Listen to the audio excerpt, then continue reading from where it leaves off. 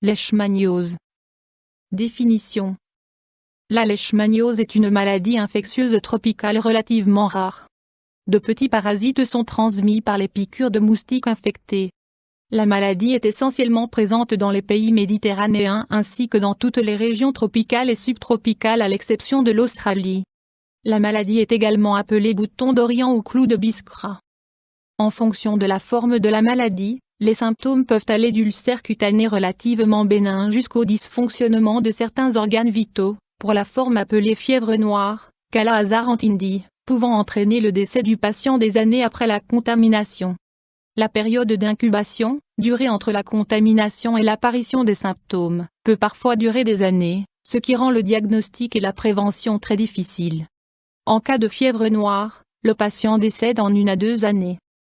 Cause. En fonction du type de parasite, leishmania, la maladie se manifeste sous 3 formes, chacune ayant une évolution plus ou moins sévère. Leishmaniose cutanée, l'agent pathogène affecte la peau, des ulcères cutanés relativement bénins, appelés boutons d'Orient, apparaissent. Leishmaniose cutanée aux muqueuses, en plus de la peau, l'agent pathogène touche les muqueuses, des mutilations surviennent au niveau du visage.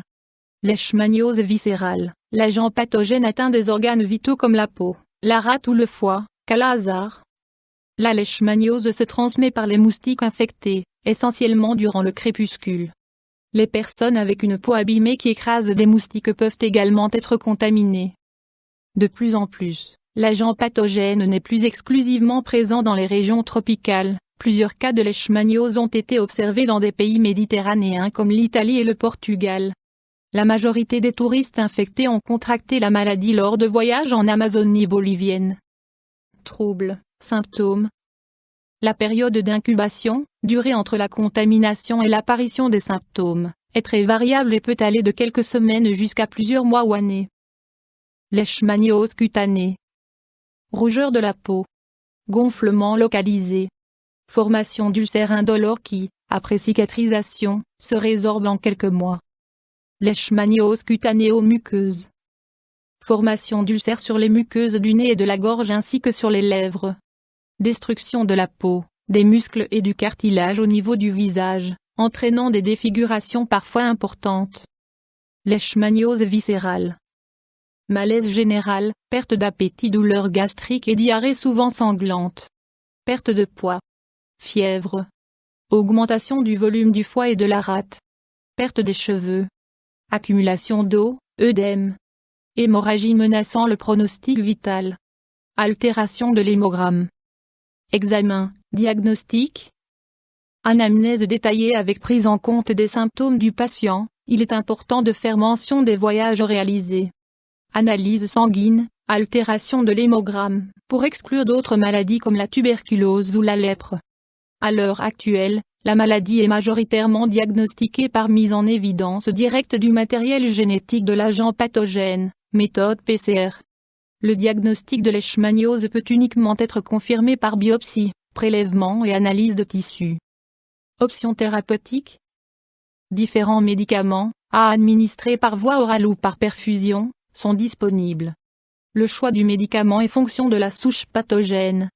Concrètement, il s'agit de dérivés de l'antimoine, de médicaments antifongiques, classe des azolés, ainsi que de la miltéphosine, une substance prometteuse qui n'est pas, encore, autorisée en Suisse.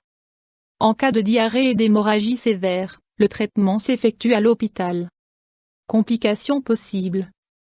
Malgré les médicaments disponibles, 3-20% des patients décèdent de la maladie. Parmi les complications graves, on compte les mutilations et les défigurations importantes.